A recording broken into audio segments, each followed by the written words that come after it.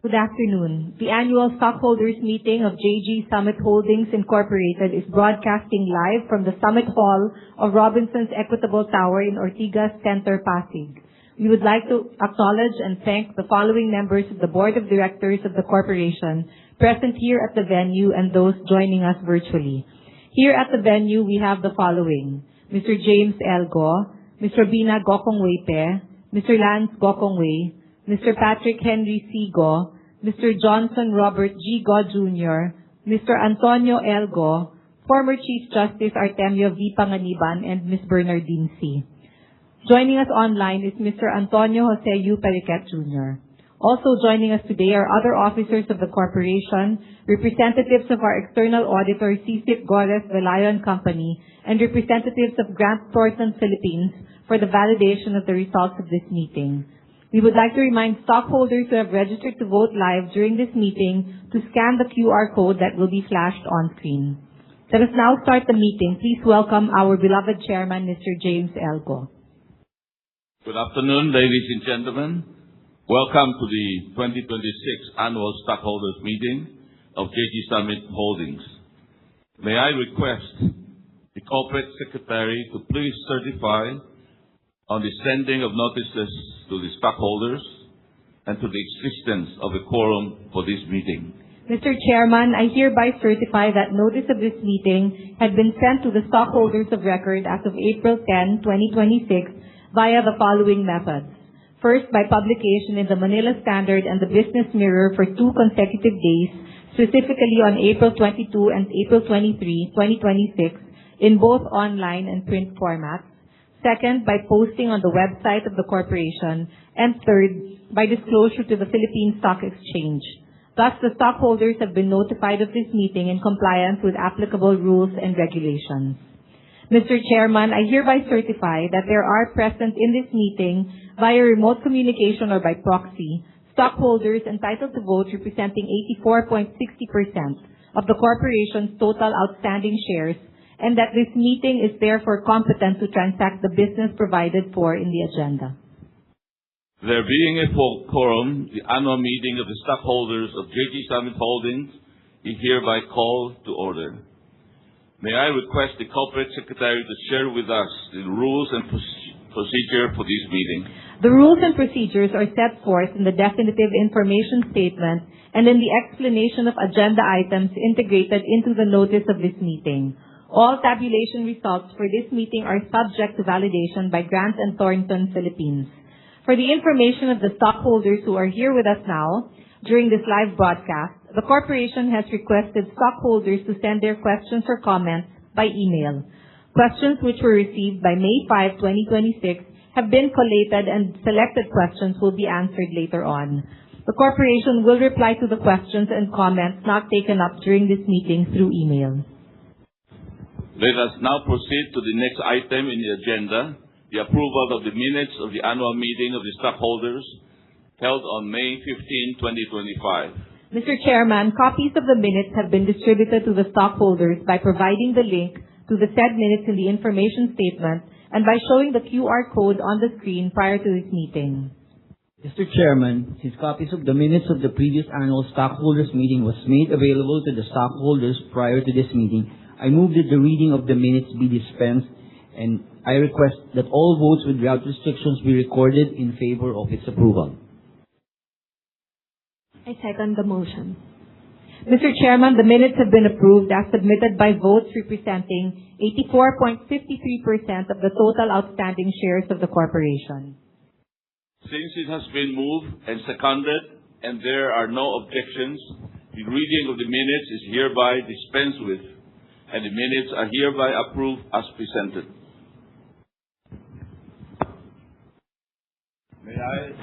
May I now call on Mr. Lance Gokongwei, President and Chief Executive Officer of the corporation, to present his report together with the audited financial statements for the preceding calendar year.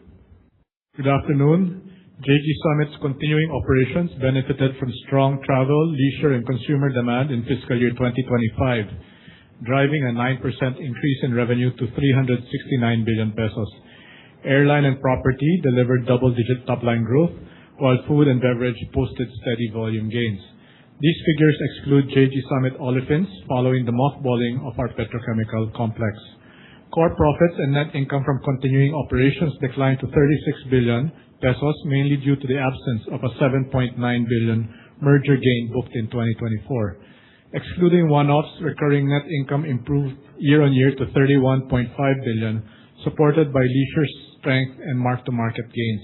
These outweighed the impact of higher raw material costs at URC and elevated interest expense at the parent, coming from debts absorbed from JG SOC.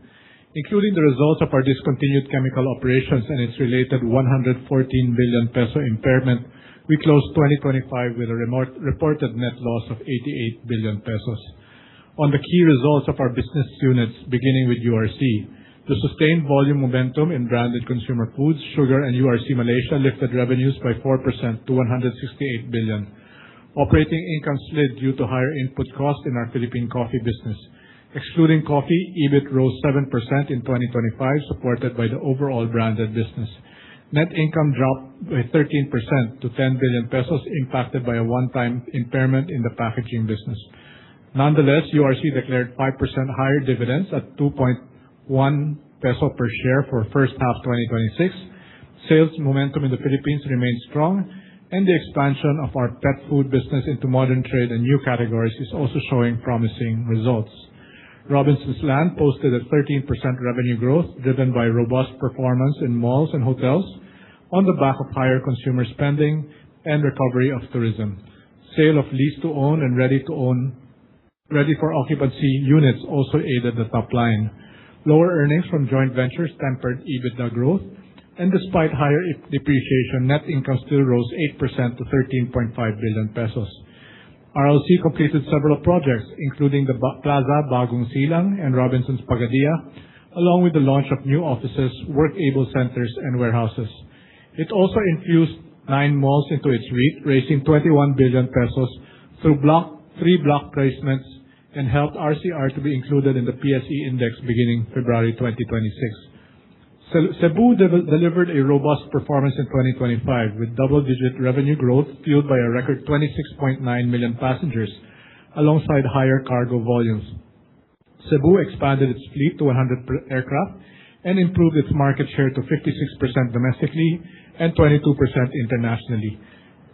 These, along lower fuel and FX costs and operational efficiencies, translated to a 21% increase in EBITDA, while net income more than doubled to 12.3 billion pesos, boosted by gains on free-of-charge engines received in 2025. Amid geopolitical tensions, the airline has been adjusting pricing and network plans and prioritizing disciplined cost management to safeguard cash flow.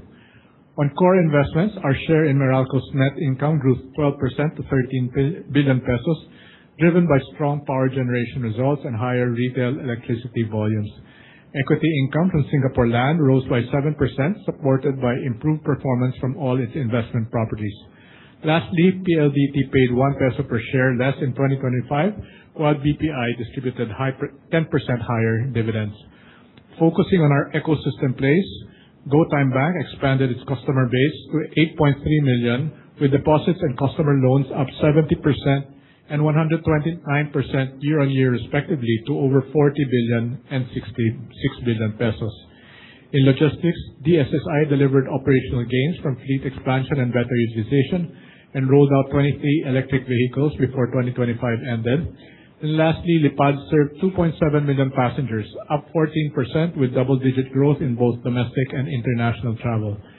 JG Summit's financial position remained healthy, demonstrating resilience despite absorbing JG SOC's debt and booking a 114 billion peso impairment. Consolidated cash and debt levers were stable with a year-end debt-to-equity ratio of 0.73 and net debt-to-equity ratio of 0.59. Parent-level dividends hit a record 21.6 billion pesos, up 25% year-on-year, but net debt surged to 154.9 billion. Due to JG SOC's debt transfer in the second quarter. Meanwhile, JG Summit's capex dropped 16% to 70.3 billion pesos, mainly driven by reduced aircraft spending at Cebu Pacific following a peak investment year in 2024. For 2026, we initially planned to spend 70 billion for capex, but we are recalibrating and managing actual disbursements in light of the risks brought about by the Middle East crisis. On sustainability updates, we continue to ensure that our business operates with sustainability as a governing principle rooted in our value of stewardship, which emphasizes responsible resource management and long-term accountability. This approach strengthens oversight, ethical conduct, and the group's resilience. Additionally, we continue to work with key ESG raters to maintain or improve our scores. In the second half of 2025, we refreshed our long-term strategy and began evolving governance structures to ensure SBU commitments were met. We're transforming the parent company's operating model from an owner-operator to an active investor, granting SBUs greater independence while focusing on portfolio oversight, capital allocation, and performance monitoring, with emphasis on growth and returns. To support this transformation, we've introduced value creation plans, or VCPs, that identify 3 to 5 key battlegrounds per strategic business unit, capturing 80% of value creation. These plans are backed by detailed analysis, clear initiatives, and measurable KPIs. Governance structures like annual budgets, CEO scorecards, and LTIPs are now aligned with the VCPs, with CEO scorecards weighted 70% on financial metrics, including return on investment capital, and 30% on non-financial KPIs, primarily tied to the VCPs. Before I end, let me share a quick overview of our financial performance in the first quarter of 2026, which we disclosed a few days ago. In the first quarter of 2026, our listed subsidiaries delivered a strong top-line growth, with revenues reaching 99.9 billion pesos, driven by SEB's record passengers flown, URC's sustained branded foods volume momentum, and RLC's higher leasing and recognized residential revenues. This underlying strength from our SBUs lifted our consolidated EBIT by 9% to 17.1 billion pesos.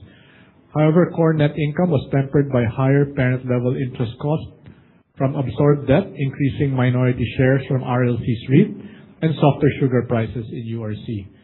Net income from continuing operations declined due to FX translation losses on our dollar-denominated debt. Nevertheless, with the full cessation of JG SOC last year, reported net income, including discontinued operations, rose by 19% year-on-year to 5.2 billion pesos. In summary, the strong travel demand and leisure plus robust consumption supported a modest increase in our recurring net profits in 2025. These trends continued in first quarter 2026, driving consolidated revenues and operating income to grow 7% and 9% respectively versus the same period last year. With a fresh focus from our parent transformation and caution given the heightened global uncertainty, we are approach 2026 in a prudent and disciplined manner. This means we prioritize protecting our cash flow, reinforcing our balance sheet, and making our operations as efficient as possible. At the same time, we continue to strive for long-term value creation under clear governance and investment guardrails, as well as the firmed-up value creation plans from our SBUs. We are grateful to everyone for their contributions that have enabled us to create the value we see today, and we continue to drive growth across the group as we continue pursuing shared success for all our stakeholders. Thank you for the report. Are there any questions?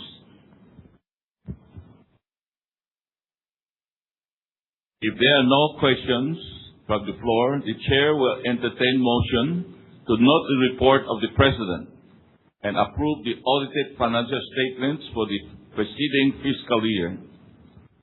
Mr. Chairman, I move that the report of the President be noted and that the audited financial statements for the preceding fiscal year be approved as presented.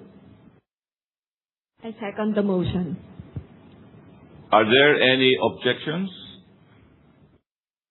If there are no objections, Madam Corporate Secretary, may we please have the voting results?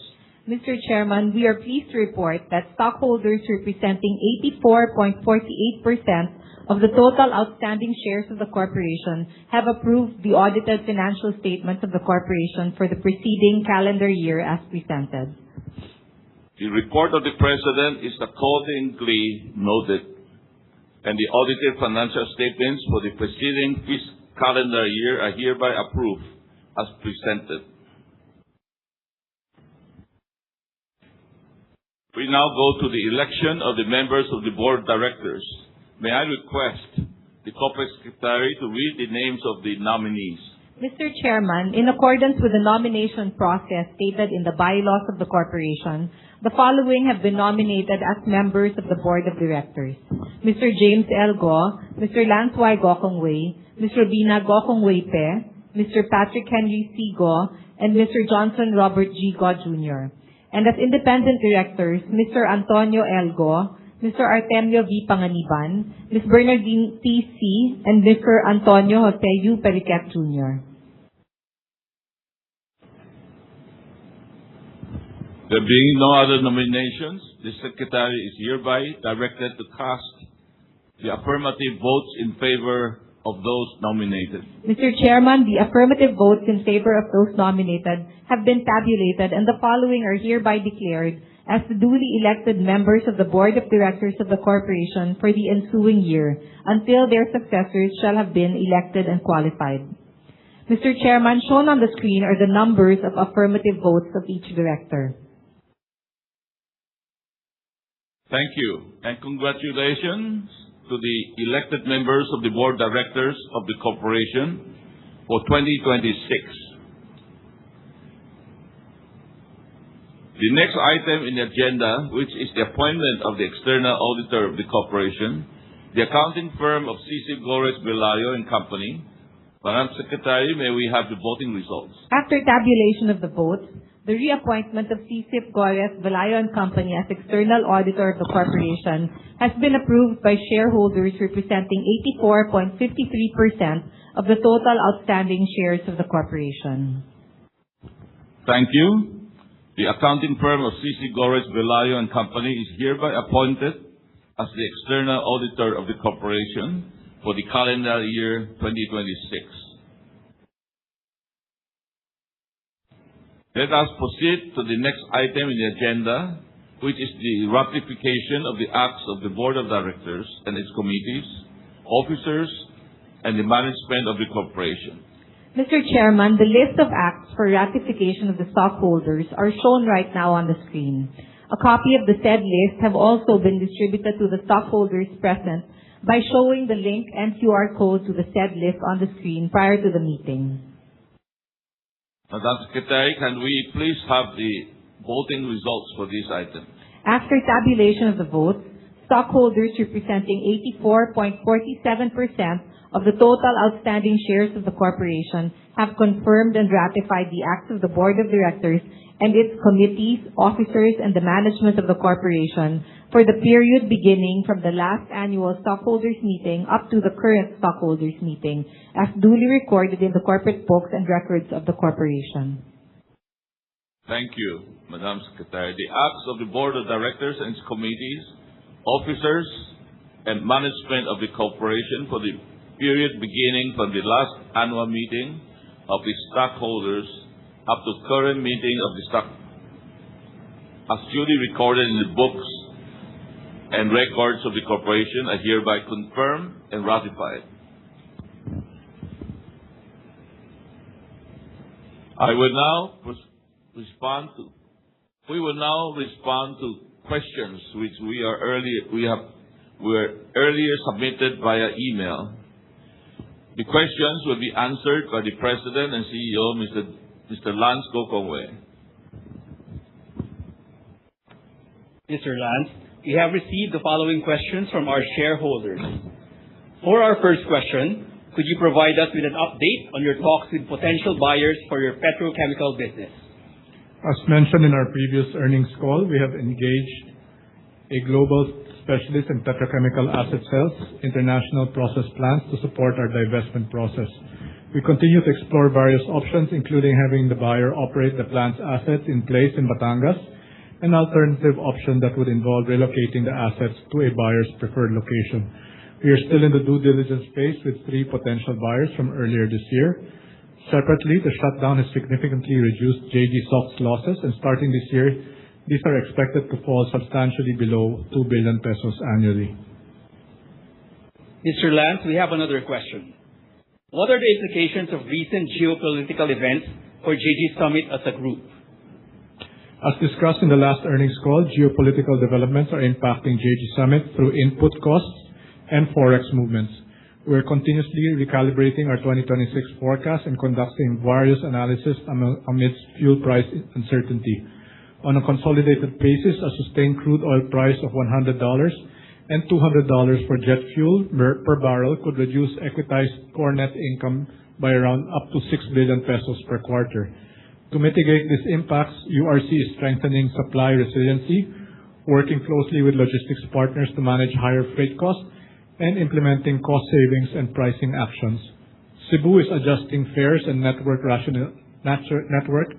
rationalizing capacity via reduced frequencies and consolidated flights, and relying on its modernized fleet to manage fuel and operating costs.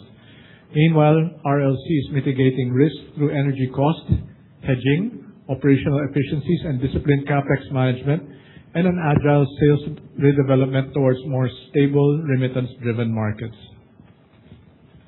Thank you very much, Lance. Other questions sent by the stockholders will be answered through email. Are there any other matters to be taken up for consideration of the stockholders? There are none, Mr. Chairman. I'm pleased to announce that the Board of Directors of JG Summit has approved a regular cash dividend in the amount of 45 centavos per common shares to stockholders of record as of May 29, 2026, which shall be paid on June 10, 2026. The details of the dividends are being flashed on screen. We would like to thank all our shareholders for attending the annual shareholders meeting. In closing, we remain confident that JG Summit has solid fundamentals and a strong balance sheet to navigate the current volatility, and we remain committed to creating sustainable value for the long term. Since there are no other matters to discuss, may I have a motion for adjournment? Mr. Chairman, I move that this meeting be adjourned. I second the motion. Since it has been moved and seconded, the meeting is now adjourned. Thank you very much for adjourning today's meeting. This ends the 2026 Annual Stockholders Meeting of JG Summit Holdings Incorporated. A link where a replay of this meeting may be viewed shall be made available at the website of the corporation. Thank you very much for joining.